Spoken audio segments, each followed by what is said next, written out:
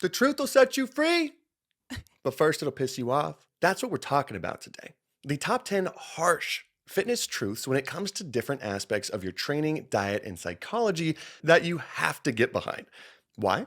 Because if you can know and accept these uncomfortable truths, the amount of time you will save and how far you will actually get will be astronomically further than if you choose to ignore them. But first, if you want to get more out of each episode, like access to every single one of our 12-week training programs programmed out in Google Sheets so you can track and guarantee you are making progress, like our Ultimate Push-Pull Legs, our high-frequency full body, or our newest power building program I'm currently running myself, all you got to do is be a part of FS Premium, which is the premium version of this podcast that's just $5 per month. That gets you bonus episodes, access to all of our complete training programs, and so much more. Did I mention it's just $5 a month? Okay, good. I wanted to make sure you didn't miss that part. But before that, if you have just like a few seconds and you haven't followed us on Spotify, or I think, can you follow on Apple Podcasts now? Uh-huh. Okay, both of those. And if you have even an extra second to leave us a 5-star review, that is one of the best ways you can support us so we can reach even more of you in the new year. That is the goal at the end of the day, and it puts a smile on our faces. And before we get into that, quick shout out to the sponsor of today's episode, Legion Athletics. Going into the new year with Legion, what is this going to be? We're loyal. It's going to be like year 3 in a row. Anyway, they're running one of the craziest deals of all time when you subscribe to any of their supplements. So you set up a little subscription so that you get re-upped whenever you run out. You get 20% off for life on that supplement, which could save you hundreds, if not thousands of dollars on supplements over the course of the year. They also have creatine capsules live in their store, which if you want to get any of them, that's probably the one Tony and I would recommend. First, if you like taking things in pill form rather than powder or gummies, and a lot of other new items are dropping this month that will keep you updated on. So by being an FS Pod listener, you can get 20% off your first order or double points on every order after that with the code FS Pod. We will leave the link in the show notes below. I'm a little nasally today, getting over this congestion, so I sound like Kermit, and I just want to come out apologizing I don't really notice everybody. it that bad, if that is any help, but... Oh, it kind of is. In my brain, it's all I can focus on. It sounds like Kermit, and it's driving me insane. Okay, did you see the funny video that kind of blew up about making fun of the 75 hard challenge over break? No. I feel like that's the biggest thing people jump on for New Year's. It is. It's 75 hard, right? What is it? It's what? You have to follow a diet, 2 45-minute workouts per day, drink a gallon of water. I think you have to read 10 or 15 pages a day. There's like a few things you have to do every day for 75 days. Yeah. And someone was like, if you want to make everyone instantly fail who's doing 75 hard after 3 days max, make an extra rule that you are not allowed to talk about 75 hard. Because I feel like it's like, if you're not talking about it, you're really doing it. That's like diet in general. Anyone who's on a diet has to talk about it. Or like, I don't know. It's weird. I feel like 75 hard is on another level though. Oh, it's annoying. Don't you? The episode today reminds me of one of my favorite memes of all time. We're talking about memes. I've seen a lot on X or Twitter, where there's this massive line of people. There's 2 little like lemonade-ish stands. And one of them is selling uncomfortable truths, and the other one is selling comforting lies. And the entire world, like hundreds of thousands of people, are lined up to the comfortable lies rather than uncomfortable truths. Do you know which meme I'm talking about? No.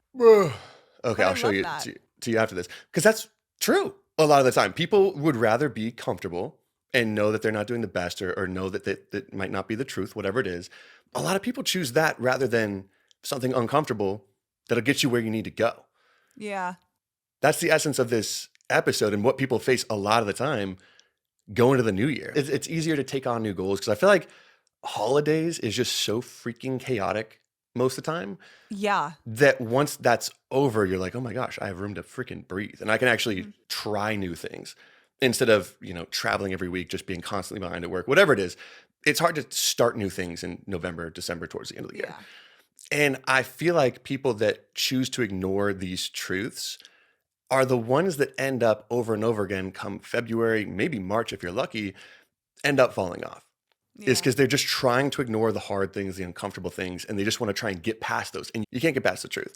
So that's what we're doing with today's episode. Now, none of these I think are in any particular order, But we'll start off here, where if you want to experience true growth and personal development anywhere in life, there's one principle that you need to accept, and it's not easy to accept. It's that your new life is going to cost you your old one. A lot of people get on the self-development journey or a real fitness kick and say they're fed up with how things are and they're ready to step into this new identity, right? This new life. We talk about that a lot in goal settings, like that identity change. They want to be the fit, the healthy person that cares about those things. And then they hit a wall because they don't realize there is real sacrifice that needs to be made in order to do that. If you've been overweight your entire life and you want to be fit, a part of you has to die, essentially, right? Your behaviors, habits, tendencies, self-talk, that part of your identity has to die. It has to die. And that's really uncomfortable. If you actually want change and you want to sustain that change, you have to step away from those things that got you stuck in the first place. And no one really talks about the fact that that's freaking hard. That is really freaking hard. I think our brains, like that meme, our brains are wired to accept a familiar hell rather than embrace an unfamiliar heaven, because initially it's just uncomfortable. Like anything new, no matter how good it is for us, is uncomfortable. I feel like that shows up in all of our lives, right? Something new is uncomfortable. Us starting the podcast, do you remember how awkward it was talking to each other? So weird. Because you're going against the grain, too, of just what you know as your normal. I think the thing I think of immediately when you talk about like letting go of your old self is when I was trying, in quotation marks, to recover from my eating disorder for years. I was not ready, or not even, it's not like ready. I wasn't willing to let go of the part of myself where my eating disorder was literally my identity. Like it took up all of my brain space. It was a part of me, and I was not, it's like, I hate it. I didn't want that to be that person, but what am I without it? Oh my God, that's so scary. You know what I mean? It's terrifying because you don't know. The answer is you don't know. Yeah. And I feel like your brains are hardwired like that. And you need to be aware of that to face that your thoughts in your brain, they're not always going to be your friend. They don't always have your best interest at heart. Familiarity feels safe. Even when you look around and you hate it, your brain is comfortable there. Probably you getting out of your eating disorder. Like you hated it, you didn't want to be it, but you were like, I feel safe. A little part of me feels safe, and I don't feel safe when I step out of this. And when you try to change it, even if you know better, your brain's going to fight you sometimes. And that's why people regress over a month or 2 months, because when life is exciting and you have all this motivation, we know that fades away. But when all that's happening, you can kind of ignore that for a while. But eventually you have to face the fact that the old you does not want you to be doing these things. And it will try and trick you to get you to come back to where it is. So it is so freaking important and essential. I don't know what these are called. I don't know why too. When I feel sick, I get word recall goes out the window. Like I forgot the word for table. You have brain fog. Yeah, So that is my least favorite aspect of any sickness is brain fog. But is there a word for those things that it's like almost a mantra that you have to get in your head to repeat to yourself? Like that you repeat word for word to yourself sometimes. Is that a mantra? Yeah. Like a mantra, but like you have to have some of these in your head that you keep telling yourself, this is not where I want to be. This is not what I want. I want to be the person that does X, Y, or Z things, whatever you want to become. And you have to repeat that to yourself because there's going to be so many times where you're not going to believe that, but you have to tell yourself that if you want to change. And if not, it's just going to pull you back. Yeah. Right. And it has to be intentional. It doesn't happen by accident. So if you just try to ignore that and you don't pay any attention to it, like that psychology aspect, it's going to pull you back. Mm-hmm. And that's just one principle you have to accept to start. That's the first, I think, uncomfortable truth that came to my mind when we were putting together the episode. No, it's so true. I like that one a lot. Kill your old self. That's what I almost is. You have to kill your old self. But I'm like, I feel like what is that this? might get like demonetized. The sound on TikTok where it's like, I miss the person you used to be. And she's like, I gutted that bitch from the inside out. Yes. I actually know exactly what you're talking about. It honestly used to be motivational for me when people would be like, people I didn't respect, I guess, so to say, would say like, I don't recognize you or you're so different in comparison to the person that I used to be. Thank God. That is such a compliment because that person that should be. Was awful. Especially if it's the people that you dislike that say that. Like people are like, I'm not trying to be like you. I'm not trying to be anywhere around you. If they say it, I feel like it's even better. You're like, oh my God, finally. It's not just me that thinks this. Everyone sees this. They see it. That I'm different now. I feel like that's a compliment for sure. Yeah. Next one we've talked about before, and I just think this is something that people fail to recognize over and over again, is that health does not equal fitness. Like just because you are healthy doesn't mean that you are fit. Just because you are fit does not mean you are healthy. It goes both ways.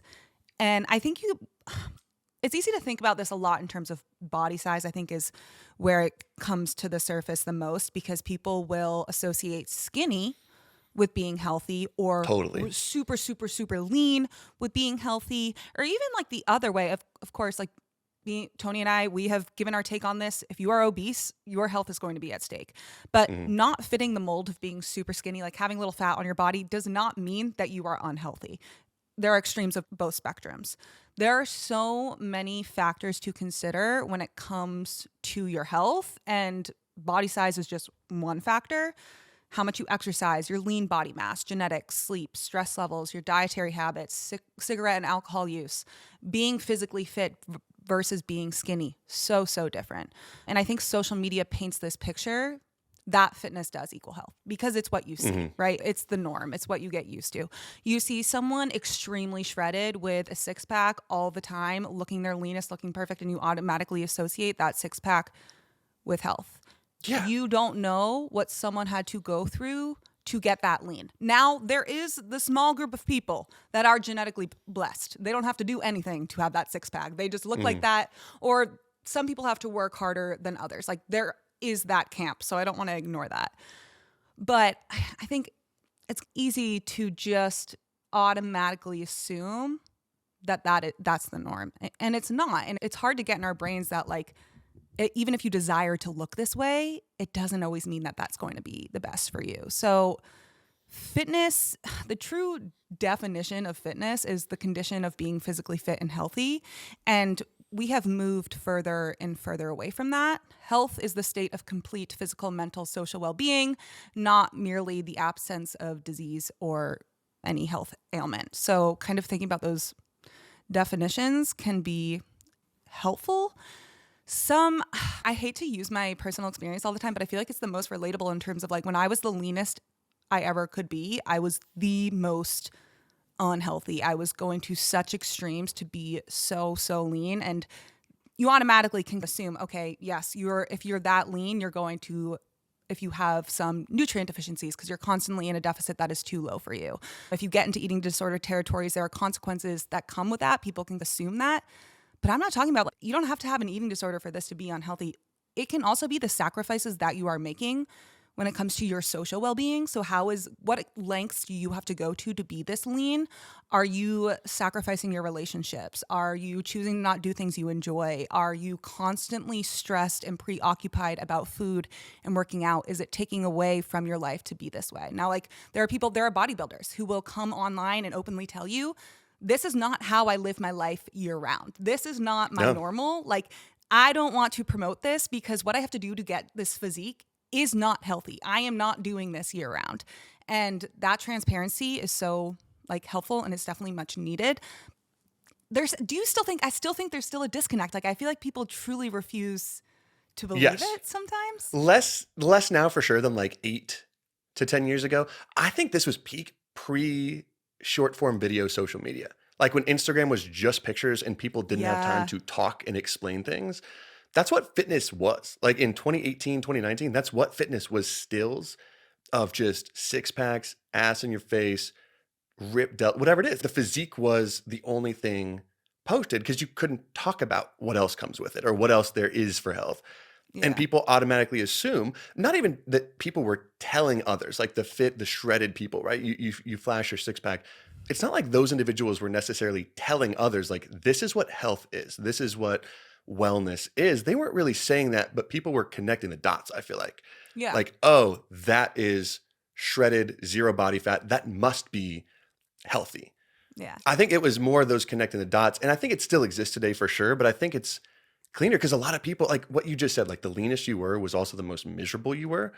That's not an uncommon storyline, right? Ask No. anybody who's ever competed or got lean or did this and why they're no longer that lean because they're like, it freaking sucked. Like Yeah. a lot of the people, and I'm not saying for everybody, No. but for a lot of people, they're like, it sucked. I was exhausted.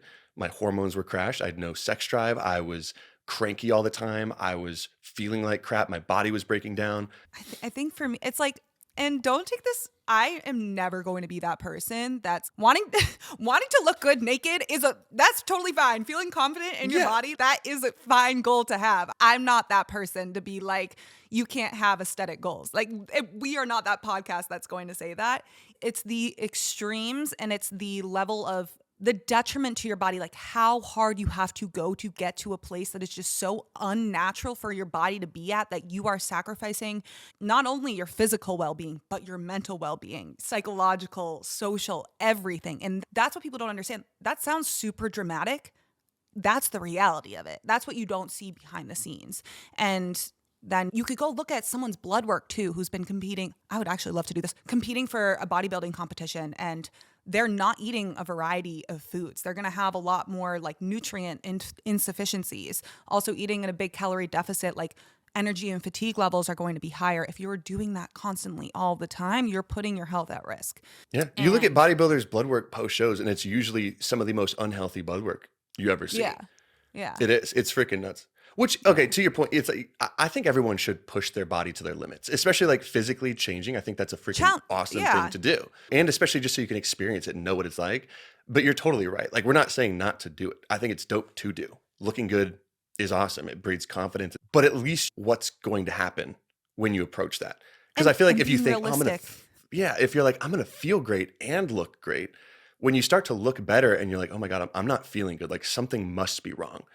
It's more to set appropriate expectations. Right? Expectations where you know what you're getting into. Get that lean. I think you should try to see how lean you could get. I think it's a dope thing to do. See what you can push yourself through, but just know what's coming, right? That's all it's really is, like, expect what's coming so you can better deal with it for sure. Yeah. Which actually leads us really well into the next one, which is that some people have to work harder than others to achieve similar results. That one hurts sometimes. That one hurts a little bit. Some people have to work harder than others to achieve similar results. You got to accept that. This might be the also most important aspect of science that I think fails to be reported, right? We are a very science and evidence-based and research-heavy podcast. We talk about it a lot, but it's very important to understand a few things about that, right? Like for instance, consider the following scenarios, right? Let's say your friend swears by HIIT training, high intensity interval training, right? For losing body fat. And in addition to an increased calorie burn from the session, she notices a boost in her overall energy throughout the day, which helps her burn even more calories just by moving around so much more. Yet every time that you add in HIIT training to your workouts, you notice that the scale doesn't move. Moreover, it seems to just make you tired and exhausted, which prevents you from having good strength training workouts in the gym, and it just sabotages any efforts to build strength and muscle. Or another scenario, maybe you read an article saying that deep squats are the absolute best thing you can do to build your legs and your hips. But every time you do them, your hips and lower back are absolutely annihilated, and you can't train legs for 10 days. And the persistent pain you experience prevents you from using your muscles to their fullest potential. Or another one, right? Your training partner says steady state cardio makes her hungry. She notes that she has a harder time adhering to her diet when she does cardio compared to when she omits it altogether. You, on the other hand, consistently lose your appetite after steady state cardio. And steady state cardio, therefore, seems to help you create an even bigger calorie deficit since you're not eating as much, right? This happens all the time.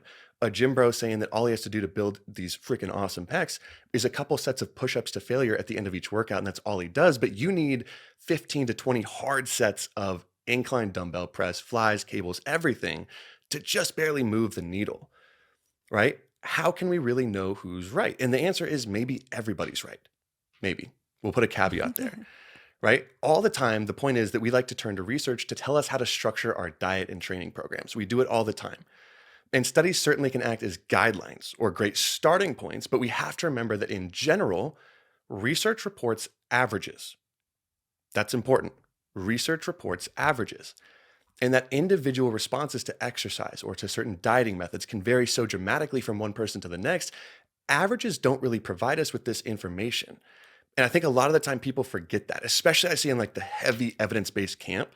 They're like, oh, this one study just reported X, Y, or Z, therefore no one else should be doing this. Or if you're doing this opposite, you're wrong.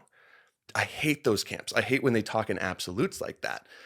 And that's where a lot of people are, especially when I start working with them as like a client, is like they seem to hit a wall or a plateau with doing the standard approach. And they're like, I feel like I'm giving this my all, but I'm not making progress like I initially did. And most of the time, I think to get to like an intermediate to more advanced level or to break through that wall, you have to start paying attention to your individual response to different training, to different diet protocols. We talk about this a lot in how to adjust for a calorie deficit, how to adjust all these things. You have to pay attention to how your body's responding to Mm-hmm. know what's best, right? Yeah. Like when people ask a blatant question, how many calories, if I'm in a plateau, how many calories should I cut? That depends on a million different things, right? Some people are hyper responsive to certain types of training. Others are very, very slow, right? For example, like 15 sets might work great for your training partner on a certain muscle group, but maybe you find that anything more than 8 sets per week on that muscle group leaves you with nothing but sore joints. There's a lot that goes into this, right? Every single person is different. And not only that, you're a different person at different points throughout your life. So what worked for you 2 years ago, you got to remember you're a different person now than 2 years Mm-hmm. ago, right? Your environment, your physiology, a lot of things change over 2 years. So what worked back then might not work right now. And you have to learn, we call it biofeedback for the most part, right? Listening to your hunger cues, your fatigue, how sore you are from certain types of training, to pay attention to those things because those are signals to tell you what to do, right? Like different people have different genetic propensities to muscle damage, where some people experience greater muscle damage than others due to their genetics. That requires more recovery time in order to repair that damage. Your joints have different anatomical range of motion. That one's huge, right? Your muscle insertion points and your different joints will make an exercise great or really terrible for you. If Mm-hmm. you have longer femurs, a barbell back squat can be extremely tough for you to get what you want out of it, right? Without excessive hip or back pain, just because of how much more you need to lean forward to hit depth, where something like a Bulgarian split squat might give you a way better response because you can keep a more upright posture than someone with shorter femurs. So that's something that we have to realize is you're different. Your bone Yeah. structure, your hormonal environment, your muscle fiber composition, your insertion points, your nutrient partitioning, your epigenetics, right? How your environment influences your genes. So many things influence how you respond to training and diet. There is no one best way. And unfortunately, like there are the Chris Bumsteads, the Ulysses Jr., the Jeff Seeds, the Dana Lynn Baileys, the Whitney Simmons, the Haiti Boyle, the Alex Eubanks. I like him a lot, I right? love But those Whitney Simmons. people who hit the genetic lottery in a sense, where they've got the optimal muscle insertion points that gives them a very heavy biomechanical advantage. They're more type 2 fast twitch muscle fiber dominant. They have a super anabolic hormonal environment just naturally. Their nutrient partitioning is in the 99th percentile. That's how you see people who physically, they're like, the effort doesn't match the outcome sometimes. You're like, why is that? Yeah. Right? Like those people who will drink and party and work out 2 or 3 times a week and then look fantastic. You're like, how does that happen? How? Yeah. That's a very rare, uncommon thing, but it does happen. And it does swing the other way, right? There are people on the opposite end of the spectrum with less favorable things. And I want to make that certain too. I think a lot of people try to blame that and they say, oh, just like how other people are ripped and they don't have to try, I'm the opposite. I have to try 15 times harder to move, one standard unit forward compared to Mm-hmm. everybody else. It's not that far of a disadvantage, right? It doesn't prevent anybody from making progress. It just changes your approach. And you Yes. have to realize that. You can't ignore that because so many people do. No, I think about this all the time with my height. Because I'm a 6 foot tall woman. There's not that many of us, and I am lankier, like longer limbed. And so when people will like when it comes to like how much I eat, like I require much more food just than the Yeah. average like female because I have a higher BMR. And I also have a faster metabolism. It's in my family. So it's so many things where I'm like, well, don't ask me that. Do not compare yourself to me. It's crazy. I used to have my like 5'2" friend in college used to always be like, how do you eat so much? Like I would gain so much weight. I'm like, you are 5'2". I am 6 feet tall. I need a lot more Yeah. food than you. But I also understand like that is gonna make it like inherently a little more challenging for the 5'2" person because your calorie needs, especially if you have a higher appetite, it's like your Yeah. BMR is just going to objectively be lower. So it's going to put you out. Like, it's not this huge, people make it out to be some like huge, huge thing, but it's still, you recognize it as I don't even want to say a disadvantage. It's just a hardship that I don't have. I have other hardships, but Exactly. Yeah. based off of your just anatomy, your body, your genetics, like everyone's so different. Yeah. That's something important to realize. And especially that's where it's tough. It's easy on social media to compartmentalize it when you see your favorite influencer make a certain amount of progress because you're like, okay, there's a lot of question marks. I don't know if they really look like that because camera angles and lighting are so crazy. They might be on PEDs or some steroids that help them do that. They might be a hyper responder, but I feel like it's tougher in person. Like you and your friends start working out together. Yeah. That happens a lot, right? You and your friend start working out together and your friend is just leaps and bounds. Every week you go and you're like, how the heck can you do that? We could barely do this last week and you're still stuck. That's when it gets a little frustrating, but you still have to realize that. And it takes a different approach. And if you fail to realize that, I don't want to say that'll knock you off, but it'll prevent you from getting very, very far down the path for sure. What's next? Okay. This is very important. Even when you are doing everything right, like you checking off all the boxes, there are still going to be times when you fail. You are going to fail a lot and you have to accept that. And I feel like this is a lot of like, this goes into the mindset of how we perceive failure is so, so, so important in everything we do. You can't learn and grow without failing. This is true for any aspect of life. And too many people let failure on their fitness journey stunt their growth rather than use it to propel them. And I mean, like failure as something that you want, like it's objectively scary. Like people fear it, but how you use that fear, like if you run away from it, it's not going to work out for you. There's this concept called the church of fail mindset. And it's the belief that failure is a necessary part of the weight loss process. It's not something to be feared or avoided, but rather something to be embraced and learned from. So you can choose to let your setbacks defeat you, and you'll likely find yourself struggling for years on end. But choosing to see failure as an opportunity to grow and adapt will make you much more likely to succeed on your weight loss, health, fitness journey. And this like really rattles my brain about human behavior, right? I don't want this to come across as me putting people down or like calling people stupid. It's just an analysis of human behavior with the diet industry.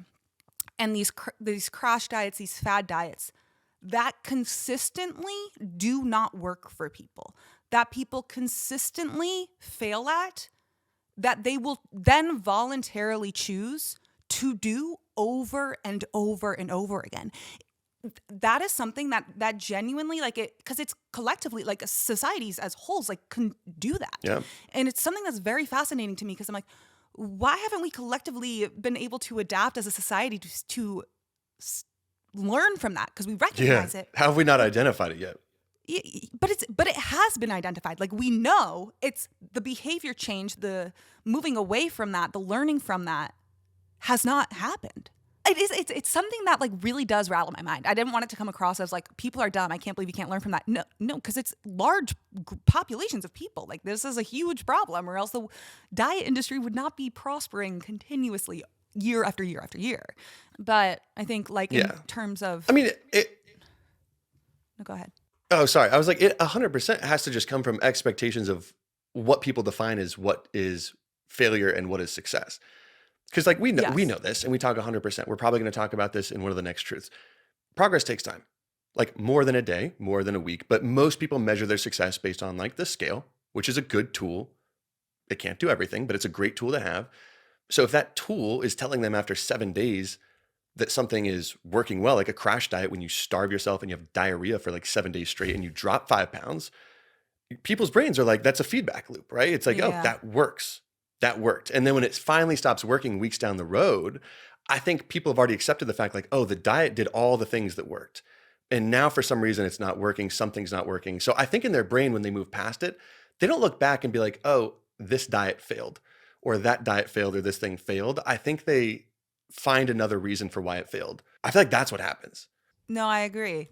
Yeah, that's true. And I think if we're going in deeper a little bit to mindset, like it also comes from, because what Tony was talking about, it's like some people have just like in their brain have it almost expect failure, like almost expect it to happen. And it can be like a confidence thing, a mindset thing, just how you perceive yourself and your abilities and capabilities is almost like when you fail, you're not looking at that as like, hey, this is a huge, huge red flag. Let's change this. It's almost like, well, yeah, I failed.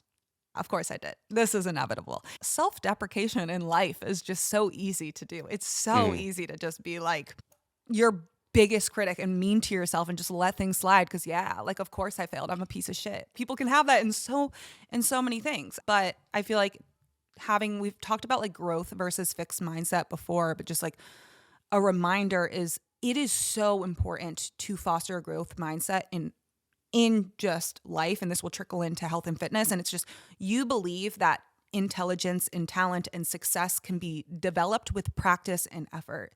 So you see these failures and setbacks as an indication that you should continue developing skills.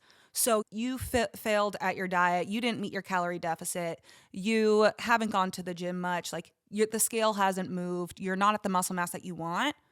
Okay, what are the specific skills? Like, let's get very specific here so I can apply this that I need to hone in on and fine tune so that I can get to success, so that I don't see this happening anymore. And that having that growth mindset, it becomes second nature to be like, okay, let's get down to the bottom of this. What was the root cause? What can I do to change it? Let's apply it now, right? And it doesn't have to be some crazy thing. It could be, oh my goodness, I am not hitting my protein. This whole past month, I've been eating so little protein. So I've been overeating and I haven't been tracking it. I haven't been good with that. All right, let's hone in on that. Let's be really good at that and we'll see that translate, right? It doesn't have to be some crazy, I have to fix all of these things. Like it just. Oh, absolutely. Absolutely. So. It should be something you look forward to, because I almost picture it like if you're going on, you're like, okay, I want to move from point A to point B. If it's to lose X amount of pounds, if it's to whatever, gain muscle, gain strength, wherever it is, you're going in uncharted territory. And as you go, you're filling out the map for yourself. Because remember, you respond different to different things than other people do. So you're filling out that map as you go, like you're exploring a new part of the world or a new part of the forest that hasn't been mapped out yet. And when you fail, it's kind of nice because you've explored that area and you figured out that's not where you want to go. So if you use it right and you don't just take it as self-pity, which a lot of us do, it's easy to do. It's how our brains want to do it. But then you could move back and be like, oh, this didn't work. I wonder why. Find the reason why and then move past it. Because you're going to run into those dead ends 100 times. You're going to. So you should almost be more excited, like, oh, hell yeah. There's a I reason ran into for a it. wall. Yeah. Yeah, I can now use this. But if you don't use it, you're screwed. Yeah. You're going to keep running into them over and over and over again. I think That's a good that one. Also, Gosh. I just realized I have my root beer zero sitting in my lap and I need to have it. Have That's you a had new. this before? No, that's a new one from Marianna. I know. It's You're so, ditching the Diet Dr. Pepper? It's so good because I saw it when I wanted to make like my dirty soda and I was like, root beer with a vanilla protein shake. Oh, shoot. I actually so have that. good. I'm not crapping you right now. I had that in my notes to try because I saw it on your Instagram over It's break. so good. And this is really good. I'm not crapping you. Why did I say crapping you? That's a weird thing to say. I don't know. I'm not joshing you. I'm not joking.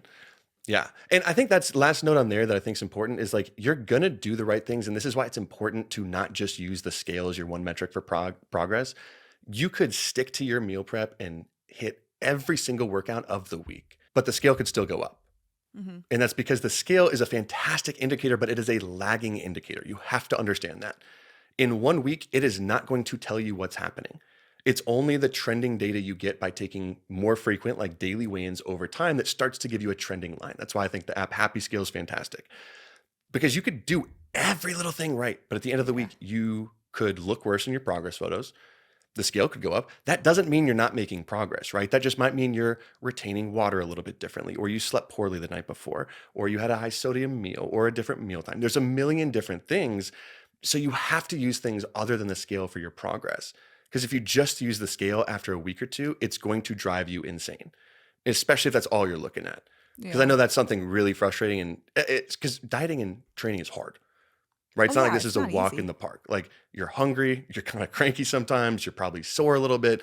It's a lot of effort. So when your brain is getting feedback, like all that effort is wasted. I don't blame people for quitting or wanting to quit, right? Like it's a crappy feeling to go through. Up next. This is one of my favorite quotes of all time. I haven't used it on this podcast yet, I don't think. It goes a little something like this. If you walk 10 miles into the woods, you have to walk 10 miles out. Ta-da, right? It's a metaphor that's used to describe the idea that getting out of a difficult situation takes as much effort and time as it took to get into it, right? A lot of people, especially when it comes to physical change, very much underestimate how much time it's going to take you to get from point A to point B. If it's weight loss, if it's muscle building goals, especially muscle building goals. Like young Yeah. dudes getting into the gym that are like, I want to look ripped. I want to look like Jeff Seed. I want to look like that. If I train hard for a year, could I get there? It's like, try 15, maybe, right? Like if you go in the gym and look at someone who's ripped, like who's like, okay, that physique is on point. Go up and ask them, how long have they been lifting for or training for? And I promise you the average answer is going to be like 10 to 15 years, Yeah. right? You don't see someone outside of those extremely top 1.1 percentile people who are just genetically gifted. They've been doing this for a very long time, right? This could be when it comes to healing emotional wounds, right? They usually mirror the depth of the experience that caused them. If it took you 5 years or 10 years sometimes to put on the extra 30 pounds, 90-day challenge, 75 hard is not going to get rid of it, right? If you walked that far in, you have to walk that far out. Look at your current body composition right now. If you're listening to this, exactly what you look at is a sum of all of your daily habits for the last probably year have led you here, right? All your daily habits. So those are the things that need to change and then compound over time. You can't just change that. You can't flip a switch. And this isn't saying if you want to lose 10 or 20 pounds that you can't do that in a couple months with hard work, or that you can't dramatically change the way you look in under half a year, because you definitely can, especially depending on your starting point. But the image in your head, and this is the point of it, is probably you need to back it up a little bit, right? Whatever time goal you think, and this is why I don't want to say the word hate, but I dislike when people are like, oh, I have a wedding in 3 months, so I want to get fit for this. Or they wait for that. If you have a wedding in 3 months, or whatever your wedding or honeymoon or Cancun spring vacation, whatever it is, if it's an X amount of months and you think that's how long it's going to take you to get looking the way you want to look, just double it. Mm-hmm. And then maybe we can talk, right? Maybe we could talk, because that's usually what it comes down to. And that's what it is, right? If you walk 10 miles in, you have to walk 10 miles out. It's going to take some real freaking time. And that's why we also talk about how I hate the word optimal and the whole use of it on social media now, where it's like, oh, this is the optimal way to do this exercise, or this exercise sucks because it's not this. Shut up. If someone enjoys doing something, it's not bad for them. If someone hates doing hip thrusts, even though they might be optimal for glute growth, it's not optimal for them, because they're not going to put energy into it, effort into it. They're not going to be consistent to it. They're not going to push themselves close to failure. That's not optimal by any definition of that word. And that's something that we talk about a lot, like not changing your entire life to fit onto a training program or to fit into a diet. You need to fit a diet style or fit a training style into your life. And that's how it sticks. And that's what I don't think people realize. No, It takes a long time. it does. Yeah, that's what's always been fascinating to me and about health, fitness, weight-related goals is like, when you're starting something new, why would you expect to be the best at it or like an expert at it or have it down pat so quickly? Like in most things in life, people accept that that's not the case. Like you start a new job, you're floundering for quite a bit of time. Like you want to get a promotion at your job, you want to be higher up, a higher position. You're not going to start at a high position. You know that. You know you got to work your way up. It's just that's also another it's not me attacking people. It's a human behavior thing. It's a human mindset. This is not a single person. This is large groups of people act this way or think this way about health and fitness. And it's just interesting when you compare it to other things in life that take a lot of effort and something that you have to work towards. It's like, okay, I accept that. But for some reason, you want this so fast. They have a lot of emotion behind it sometimes. Maybe that's a piece too. Yeah. At the end of the day, good things take time. I know that sounds so stupid. And it's like, well, duh. It's like, well, they do. I don't know. They do. They do. What's up next? Ooh. This is a good one. Some people, this is a good one. I act like we didn't. I act shocked. Some people start out making healthier choices only to later develop obsessive eating and workout habits. Ooh. Oh my God, man, have I fallen into that as well. This is, oh my God, I feel like so many people could probably relate to this. You set out, you start changing up your diet, you start working out, and you start to feel these effects of, whoa, like I actually am seeing these changes. I am actually feeling these changes. Like I love this. it can become sometimes, I'm not saying for everyone, but this slippery slope of becoming this obsession, right? It's Of addicting sometimes. addicting, going to these extremes. One second you're just excited about starting to eat more whole foods and more proteins, and you're starting to cook more meals at home, and you're going to the gym 3 days a week. Holy crap. Like I used to not be able to pull myself out of bed to go once a week. And then it can turn into, you starting to use negative reinforcement as motivation. So it's like, I Yeah. am worthless if I'm not going to the gym. I'm using exercise as punishment. I ate out once this week. I am fat. I'm disgusting. I'm going to gain so much weight. I'm going to lose all of my progress. I have to be perfect 110% of the time, or else all of my progress is going to be gone. I need to use my diet and exercise as a means of control.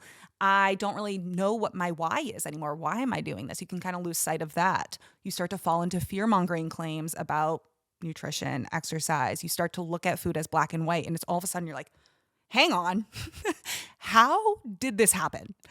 How did I get here? I remember having that exact moment when I was like, wait, when did this, like me, like just, I don't know, downloading my Fitness Pal because I wanted to build muscle and like get stronger, and I started working out, and now I'm like a slave to my Fitness Pal, and I can't make like conscious food choices without like, if I don't know how to track it, if I don't know every single number in it, like my life is over. I can't eat out anymore. Like food brings me so much stress. That's obviously an extreme, but That how happens did a I get lot. here? Yeah. It happens to a lot of people, and it's kind of like, why are we even talking? You're like, why are you even talking about it? I think it's really important to be aware of this because you can catch it. Self-awareness in this point is huge, because if you start to notice like the little tells of, you're starting to fear food. You're starting to go like feed into online of people saying these foods are toxic. Like these foods will make you gain weight. These foods will make you lose weight. I can't have any oil in my food because it's inflammatory. Oh, I feel stressed out a little bit when I don't go to the gym and I'm like only taking 1 day off a week. Like starting to pick up on those tells is really important for, it's like this you're responsible for it, right? Like this self-awareness piece of, okay, let's take a step back. We do not want this to get to an extreme. Yeah. It's kind of like, well, what do I do if I start to notice these signs? One, the self-awareness piece is huge first. Start challenging those things that like are invoking a little bit of stress and anxiety. So you notice you take 1 day off a week from the gym. Take 1 day a week off from the gym, and then a month later start to take 2 off, because 5 days a week is plenty. It's more than enough, right? Start to challenge these things. You're afraid of using a certain type of almond milk. Use that type of almond milk. Challenge it within bounds. Of course, like if you are in a deficit, you're trying to lose weight, there's going to be some stress, some discomfort. Like you are going to have to be more strict about your diet, of course. But if you're not letting yourself have any sort of balance in your life, if you feel like you're losing complete control, like start challenging those things while you can that are bringing on so much stress before it becomes something that it's just like, It takes you over. it takes you over. And then it's like, okay, do I need professional help for this? Do I need to start talking about this? Because this is I just put in a note here, like, this is the tells of orthorexia, which is, it's much more common to see people develop orthorexia. It's a type of eating disorder, but people are very fixated on like healthy eating, controlling their food, the numbers in their food, the ingredients, and like it's just kind of this obsession, remuneration, like anxiety, constant focus on eating as clean, as perfect as possible. And that can also turn into other eating disorders like anorexia or bulimia. And like that's the alarm that should be in your brain of, this could end it really badly. This could turn into a really slippery slope. So Yeah. Oh, I like how you say challenge those points, because a lot of people can, and sometimes they just don't take the time to, where they might get so much stress and anxiety over a cheat meal that they didn't plan on. It's like, oh my God, that just ruined it. It's like, did one salad make you fit? No, that's the dumbest way of thinking in the world. One cheat meal is not going to make you fat, right? 1 day off for like the holidays. A lot of people just experience this, a Christmas meal, whatever. 1 day didn't make you who you are today, or that fit person that you want to be. Years did. Months and years of work did that. 1 day here, or 2 days here or there, or a small vacation aren't going to do anything long term. It's going to feel like that. Like it's going to feel like that, but your feelings aren't objectively true sometimes. Yes. And you have to realize that separation, I think, for sure. That's an important one, especially like you see people who a lot of the time go through competition prep, which again, like we have our thoughts on competition. I think it can be fantastic if you're doing it for the right reasons. There's a million ways that it can be great or maybe not so great. But a lot of times, the length that you have to go through to get stage ready are pretty freaking rigid. The idea of taking a food scale to a restaurant when you're eating out sounds crazy. But if you're in contest prep, if you're at a very high level, you might need to do that, right? For that sense of control. Yeah. And it's cool to do it like that if you need to do it. But sometimes you're not able to pull back when you're not in contest prep. Or when you come back and you're just normally dieting and you feel out of freaking control at a restaurant because you don't have your food scale. That's not good. That's not a good place to be. I don't think anyone wants to be there where they feel like they're having a panic attack because they didn't bring a food scale to a family dinner or a restaurant. And that's where it's tough for people to catch themselves. But that self-awareness piece, that might be the harshest truth and the hardest one to hit. Yeah. Is because it is not, and I say with contest prep, it's not uncommon for anyone who gets into this space, who starts taking their fitness more seriously, who's on a training program, who's tracking their macros. It's not hard for it to turn into that if you're not careful and you don't get attached to it, for sure. Yeah, it happens to so many people. It's tough. Let's talk about this. Next rule. It's fine to admire other people, but don't compare yourself to them. Comparison is the thief of joy. I don't know who said that. I'm usually good with quotes, but I don't know who said that. Right? If you want one guaranteed way to make yourself more anxious, depressed, and unsatisfied with your life, compare yourself to others. It's a sure way ticket to get yourself there, especially if you're feeling down. Like when you're exhausted from a long day dieting, that's a great way to get depressed and anxious, is to start going on Instagram and comparing yourself to someone, right? There's been repeated research too, showing this over the year. And I have a couple thoughts on this because one of my pet peeves is when you read these studies and the researchers reference models with quote unquote unattainable bodies. And I don't necessarily love that because what these researchers consider like unattainable is really just very fit.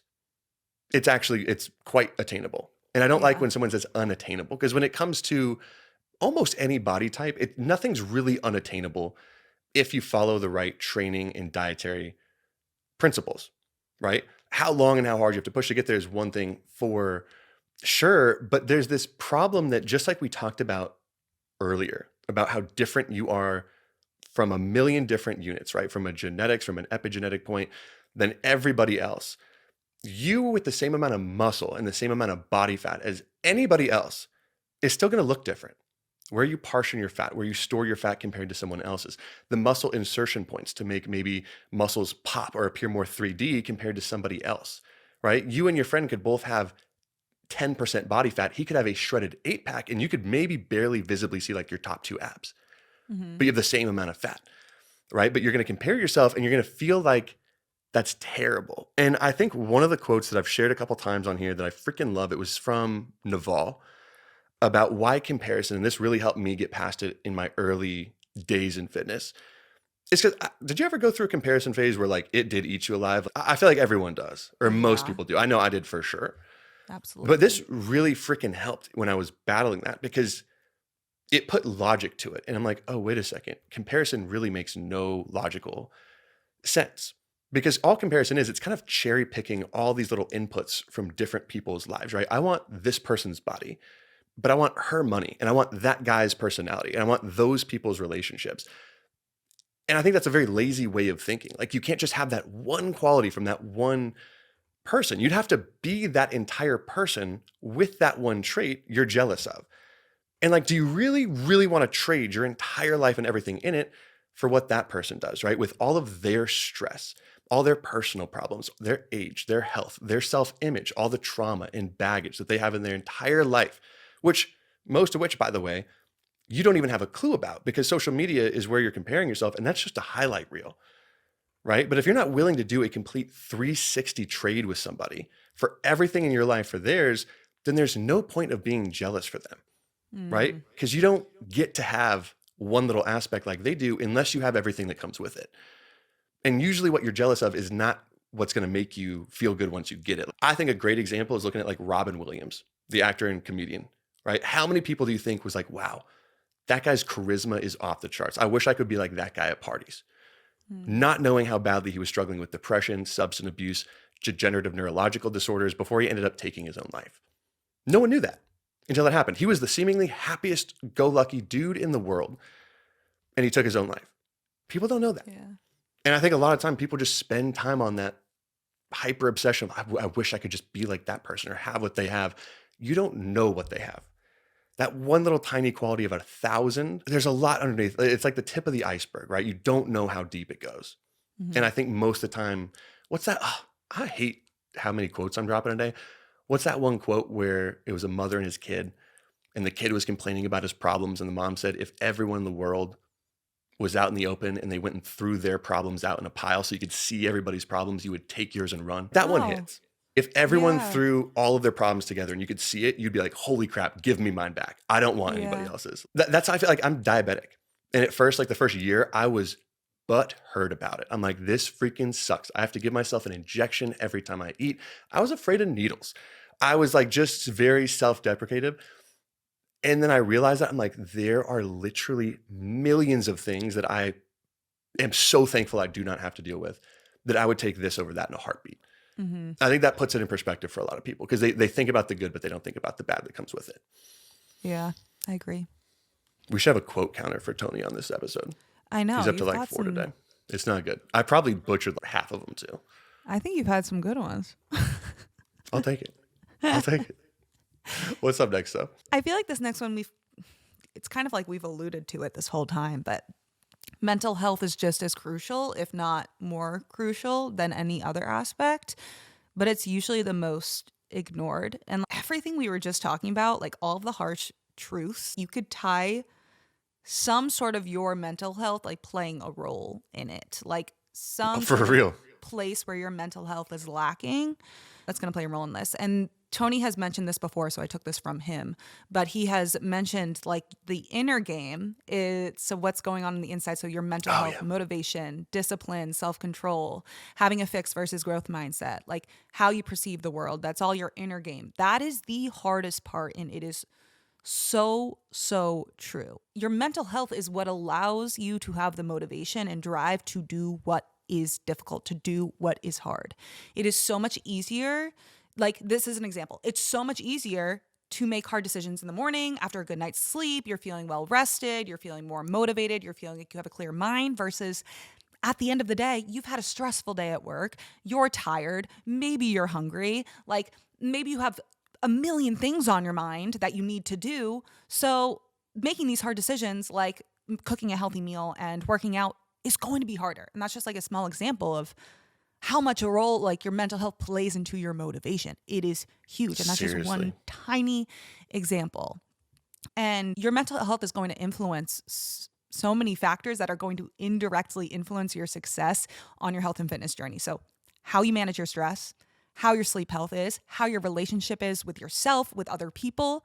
It's all influenced by your mental health, and all of those things, having high quality sleep, having good stress management, having positive relationships in your life, those are going to influence your health and fitness journey, your success in those goals. And I think like people do not take the time to sit back and extrapolate that out. It's just huge. Like it's everything, to be honest. If I can't explain it enough, it is just everything. It is at the core of everything you're doing, your mental health.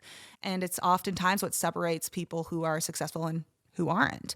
And if your mental health is constantly pulling you backward, and we're always going to have mental health setbacks. Like it's just our mental health is not going to be 100% a majority of the time. We're not talking about being perfect. That's just not real life. We have stressors, we have things going on, we have mental illnesses. They're going to play a role. It's how you handle them and how you recognize them, and if you're choosing to ignore them, and if you're choosing to act like this is not something I need to give as much attention to. But it's going to affect your motivation. It's going to make it a million times harder to do certain things. If you are struggling to get to the gym 3 to 4 days per week, like that is your huge goal, is to strength train 3 to 4 days per week, and you're not meeting that goal. And the reason why you are not getting to the gym is because you are experiencing a lot of gym anxiety. You are experiencing maybe a lot, like your depression is flaring up. Maybe you're feeling very overwhelmed and you feel like the gym is the last thing that you could do. Your headspace is messy and you know what? No, I can't go to the gym because I have to do X, Y, Z. My time management isn't good because I put this off. And it's this spiral, right? It's like, okay, well, if we're failing to address that, we're never going to get to the gym 3 to 4 days per week consistently because I'm not addressing the elephant in the room. That's just, again, I could give a million examples, but it's like, that is at the core. When we really want something, I'm not going to deny, like, you really want to work out. You really want to do this. It doesn't matter when it comes to our mental health. You could want that so bad. If our mental health is getting in the way, your mental health does not care if you're not choosing to address it. It doesn't care how bad you want it. You got to want it enough to focus on your mental health. You clearly don't want it enough if you are not focusing on your mental health. That is what I will say. And it's That is not what I will say. sexy work to do either. I think that's why No. it gets ignored so much. It's not sexy because it is the starting point. It is the starting point for every action you could possibly take.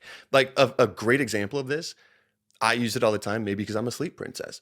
But I'm like, compare your decision making and how easy or hard it is to complete a task following a fantastic night's sleep or following a terrible night's sleep where you didn't get a wink, right? The smallest task in the world can feel like moving a boulder. Yeah. And vice versa. If you're well rested, you feel great, you got a pep in your step, a boulder can feel like moving a pebble, right? You're like, oh, I'll do this thing that I've been ignoring for months. That's just one example of it, but it's because your mental health, that's the starting point for everything. And especially it is tough because when it comes to like, if you're really struggling with stress and anxiety and maybe depression, you're just starting from like a lower ring than everybody else. Every action you complete is just going to be more difficult. It doesn't make it impossible, not even close, Yeah. but it's going to be more difficult. It's going to be a harder, longer path to do. So if you figure that part out and you even can maybe enhance it, so you're starting above where everything else, it can make the biggest difference in the freaking world. It really can. It's at the core of, I think, I'm going back. It's like every single truth we've done today. We could have just made that the whole episode. What the are we doing? It is. Next time. Take it seriously. We got 2 more today. All right, let's talk about this. This one might ruffle some feathers. I don't know. Body positivity. Not what you should be aiming for. I was going to say it's BS, which it kind of is. But it's not what you should be aiming for. Body positivity, which, listen to me for a sec. It started with good intent and a good idea. First, you're like, oh, why would you not want that? Body positivity, right? Or wanting to feel good and happy about your body no matter what it looks like, right? Deriving a really positive feeling from your body no matter what it looks like, which sounds great in theory, right? I'm not a terrible person. Just hold on a sec because I think this makes sense. I think that style of thinking leads to more problems than it does solutions. And it can turn a little toxic and terrible down the road to hurt you even more, right? And here's why I think that. One is humans typically have a duality of emotional attachment to things, right?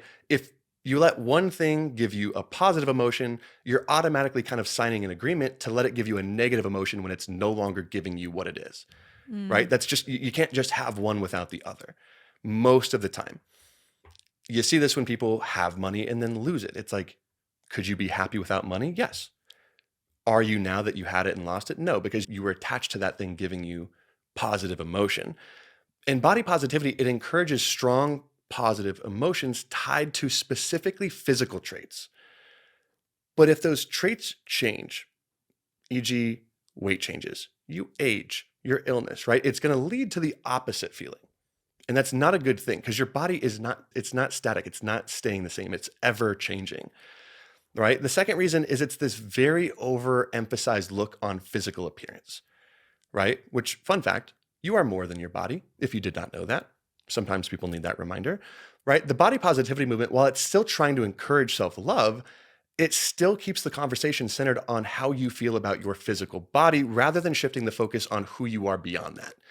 And that's where I think the problems start to come in. So if your self-worth is tied to loving your physical appearance, it is fragile, right? You're anchoring that positive emotion in something that is ever changing. And it can lead to a little bit of that toxic positivity when you feel this pressure to always love your body, regardless of whether or not you're genuinely feeling that. It's not normal to feel a certain way all the time at the end of a long day versus not, right? You're going to feel like you have to fake it. And I think Yeah. that can lead to bad things. And in some corners of this movement, legitimate health concerns are dismissed. And that's not mostly what I'm talking about, because most people don't take it like that. But when it comes to the banners of all bodies are healthy or health is a construct, it's just not true. Like, we have mountains of evidence to say that's just not true. And I think it can give people a really false sense of security in their health. And it makes them feel like it's okay not to change things, like they won't have to deal with those negative consequences later. Mm-hmm. Right? I don't, Yeah, if I you agree. want to be unhealthy, if you want to be on like the 5,000 pound life, who the hell am I to tell you what to do? Right? If you actually want to do that and you are aware of the consequences, I say do it. That's your life.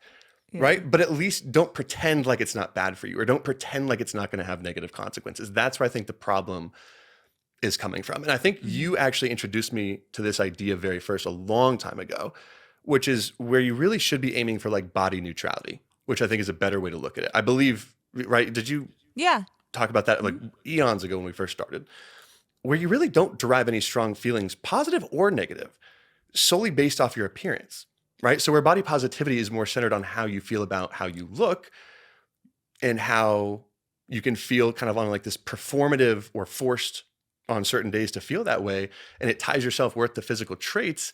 Body neutrality is more focused on things like what your body can do, and it allows you to observe it neutrally instead of just place judgment on it.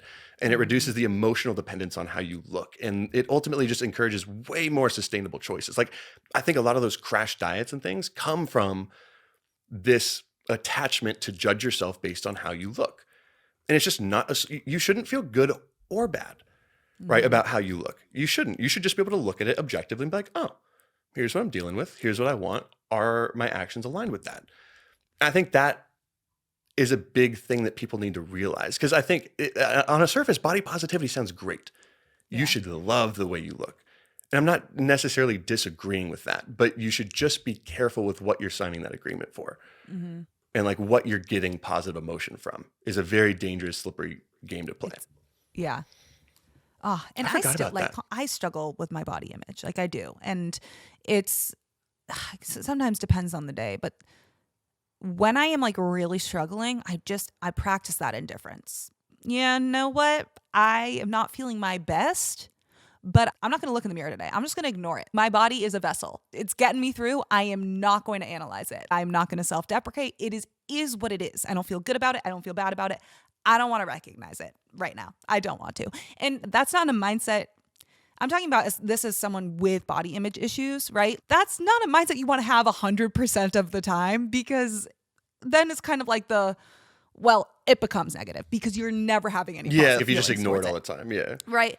But I allow myself that when I'm having those days, feeling the urge to like overanalyze my body, pick it apart. Like, I notice I'm looking in the mirror more and thinking I look away that I don't, right? I'm just like, you know what? No, I am just my body's going to get me through the day. I'm not doing positive affirmations. I'm not going to, say, my body is, I am grateful that I can move. I am grateful that it's getting, no, it is doing what it's doing. I'm not grateful that I can move because I'm trying to avoid the fact that I think that I look away that I don't. You know what I mean? I hate that toxic positivity in the body positive movement, because it's okay to not want to, it's okay to have it these makes you feel feelings, bad to feel bad sometimes. right? And so it's just, and that has helped me immensely, because even on the days where I'm feeling good and like, which is more often than not now, it's not this extreme of like, oh my God, I'm obsessed with the way I look. Like, it's not an extreme. It's just like, I'm happy with the way I look. Because when you have those extremes, it's a lot easier to fall on either side of the spectrum instead of staying more towards the middle. So, Yeah. sorry. And I do want to, because this is one thing that I know I always got a lot of comments about when I talked about shifting to more like a neutral view or not getting positive or negative, is people are like, well, wait a sec. Like, you talk about how to lose fat, how to build muscle, how to change your appearance. How can you do that without kind of judging yourself a little bit, which makes a little bit of sense. You can still want to change physically without that negative sign up sheet, right? I think that's really clear, that you can really want to push your body to its limits in the physical aspects, in its capabilities aspects. You could want to see how lean you could get without coming at it from a negative judgment point of view. Yeah. And I think that's an important distinction, is like, you're just looking at your body objectively. Like, oh, interesting. And it can give you feedback. It's fantastic if you learn how to do it. It can take a little bit of meditating on, thinking about. It's a tough mental pattern to break because your brain is kind of hardwired for it for sure. Yeah. What's the Takes 10th time. truth? We made it to number 10 without getting too far off track. Look at us go. 2025 is our year. What's number 10? It is. I feel like maybe we should have put this at the beginning. Doesn't matter. Consistency is going to be better than perfection, intensity every single day of the week. Consistency is always going to matter more. It's always going to be more influential than being perfect. I'm trying to think of ways to not be too repetitive here. Most people know what they want to do. Most people have some idea of what they need to do to get there. And you'll do it for a little bit and you'll fall off. It's this idea of like, okay, I know I need to do this, and you don't give it 100%, or you give it 100% for a very short period of time and then you stop.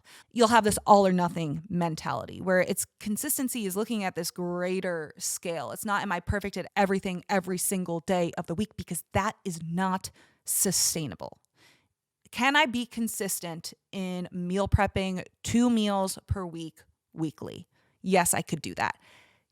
Do I think in my mind being perfect is meal prepping 3 days a week? I'm going to try and do that even though I know I cannot be consistent in doing that. Does that make sense? Like, people will have this idea of what is perfect and they'll try to do that, but you aren't allowing yourself to be consistent within the confines of your environment and what is realistic for you.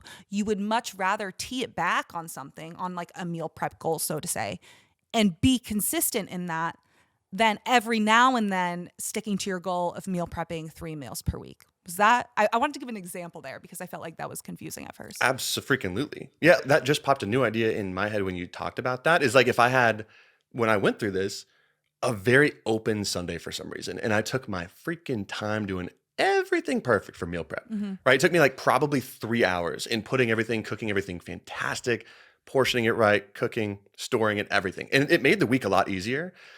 But I don't have 3 hours every Sunday. I do not. It was an anomaly that I had that much free time on a Sunday.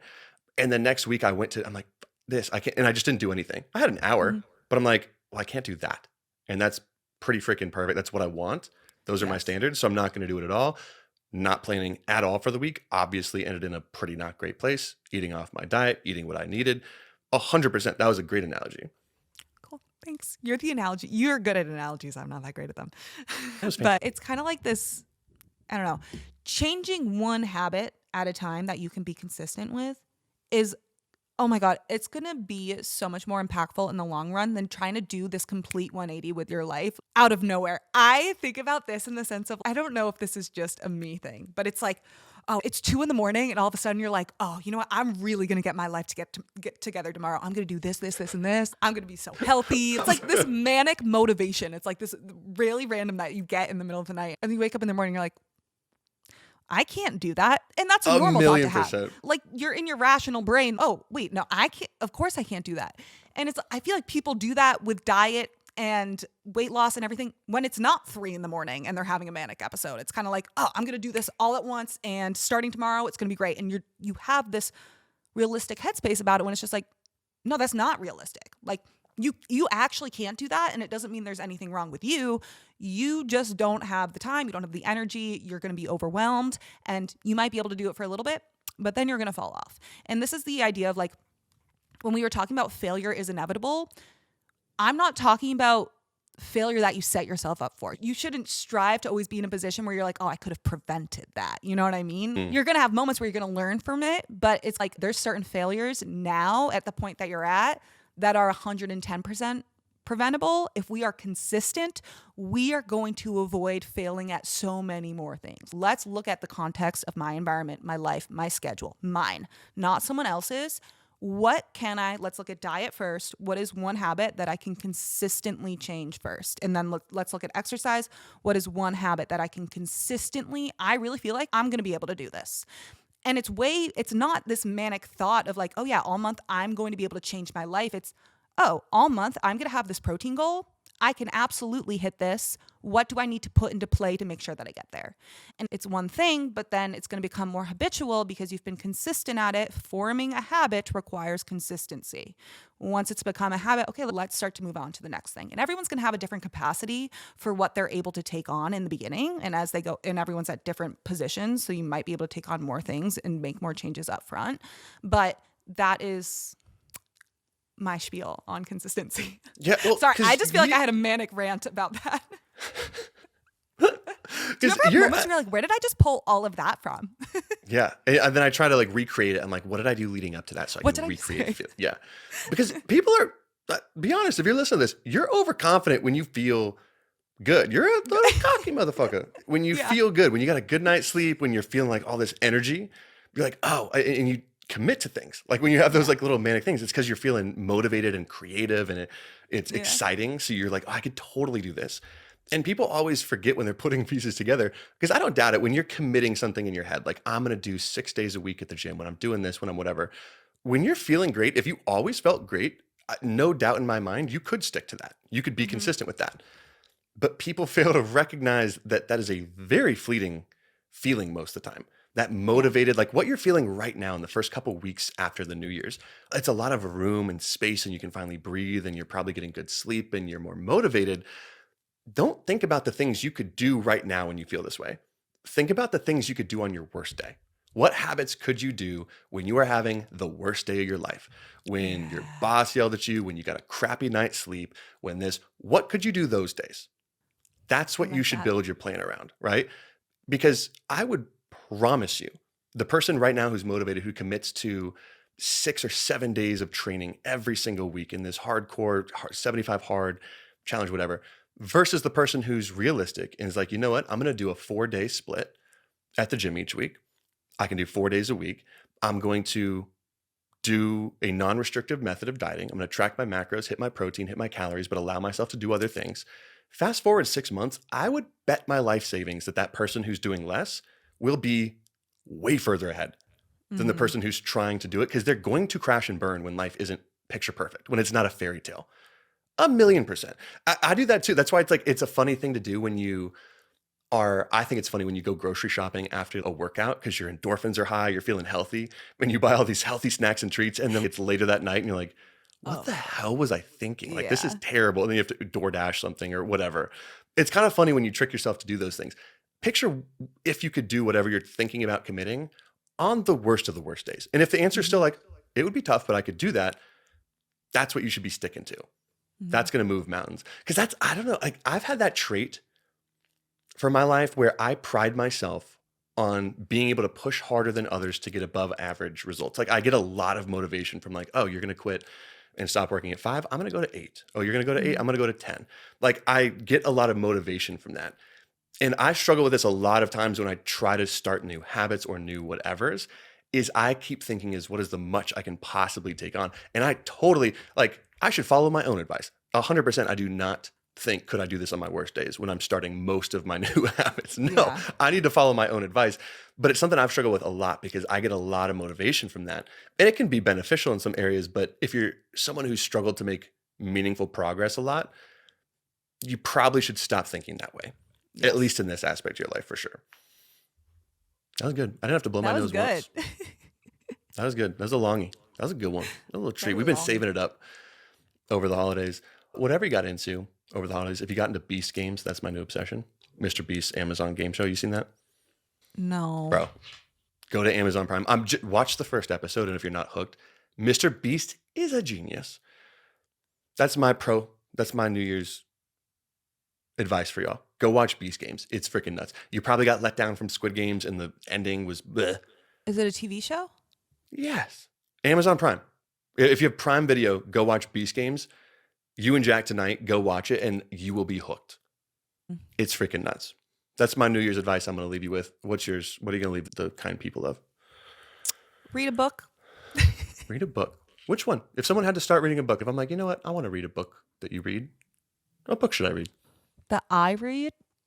Yeah. It depends. If you had to give a book, if I wanted to start for. in my fantasy book reading, what book should I start with? I'm currently reading The Poppy War which is like a historical fantasy based off of the like Sino-Japanese War during World War II. If you That sounds sick as hell. it's sick. It's so violent and gruesome and like tragic. It's not a happy story, but it's so good. I wouldn't say if that's a starting point. I don't know. And it's so well written, but I think I like Japanese culture too. So if it's like that old school, like I feel like that'd be sick. I'm reading it with Jack and he loves it. It's insane. It's also like if you like action and battle scenes, it's so good. It's sickening though. It's horrific what happened, but I wasn't even really trilogy. honestly looking for a good answer from that, but that was a great. I might actually start. That might be my intro to fiction. I think 'Cause that sounds sick. really like it. It's wild. It's wild. Is it like I'm imagining the TV show Shogun, but with like dragons? I've never heard of that. It won a lot of awards this year. It was like this Japanese, took place in like the 1600s, I think. Phenomenal show. But it sounds like that with dragons and like crazy-ish going on. It's Maybe. crazy. Yeah. So go read a book and go watch Beast Games when you're done with it. That's our pleasant advice. But week kicking. Week 2. Y'all still sticking to your New Year's resolutions? I hope so. Everybody else, try now. This is the first week of that new power building program. I'm obsessed with it. I freaking love it. It's different than any split we've done before. So if you want to try that one or any of other countless workout splits, it's $5 freaking bucks a month. We need to have a little meeting.